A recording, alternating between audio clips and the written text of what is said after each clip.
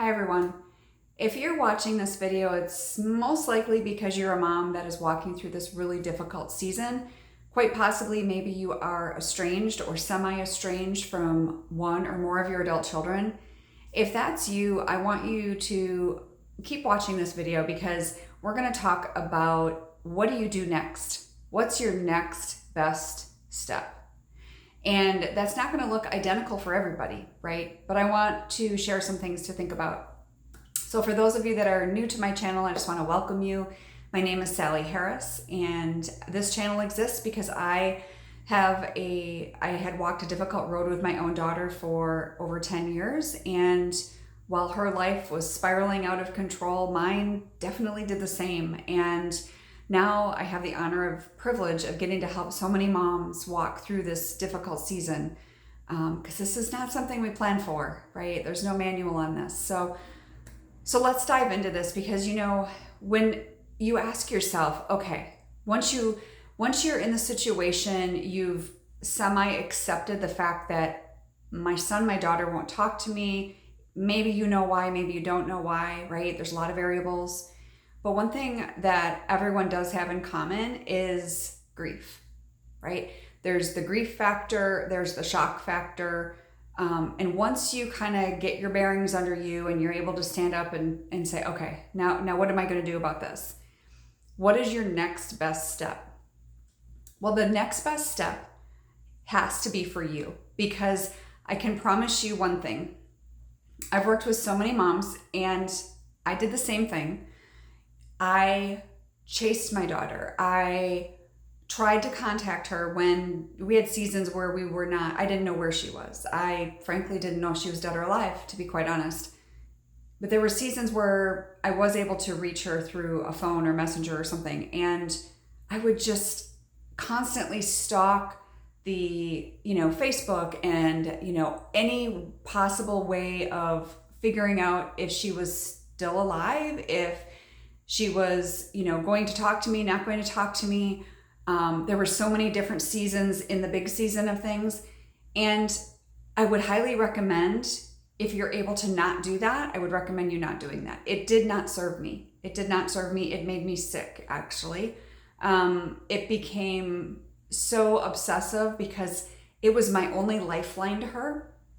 And frankly, she didn't really want to talk to me, right? So there were times where maybe we did have some communication and it wasn't necessarily a good conversation, or I was striving for answers. And one thing that I would recommend for you is to give your child some space. Give them some space. Give them some peace around why ever they're doing what they're doing. But they need a little bit of space from you so they can process just like you're processing. Because one thing that I've learned along the way is, how we can lose our temper, we can say things we don't mean. We've all done that. And I want you to remember, your child does that too.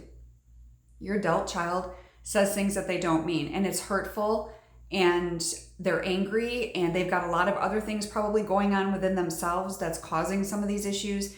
You, as mom, need to look in the mirror as well, just like I did, and I had to fix the things that needed to be fixed within me too. And that's what this is all about. And so that next best step, honestly, is giving them a little bit of space. Giving them some space, not hounding them on text, not hounding them on Messenger, not hounding them on the phone and trying to get answers and trying to, that doesn't mean you don't care.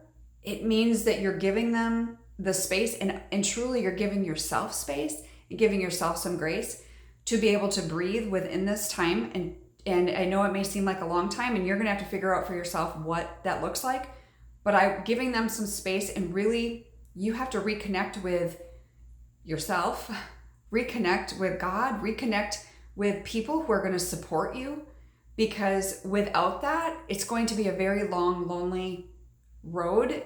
And I don't want that for you. And that's kind of what I walked this lonely road. I didn't really have a whole lot of support. I had people who loved me and tried to support me, but I needed people around me that knew what I was going through. And so I hope that helps you today. And it's just a little, if you're brand new to this, season, I won't say welcome because I'm sorry that you are going through this. But at the same time, we have to accept reality. And if that's the reality right now in this moment, it does not mean it's reality in the future. So don't give up hope, but give them a little bit of space to breathe, right? And let them figure this out a little bit. And you get to figure out yourself and what's going on your side of things as well. So I hope that helps. For those of you that I've never chatted with before and you're interested in a discovery call, you can click the link below. I also have a free Facebook group called Mama Just Breathe. The link to that will be below in the comments as well.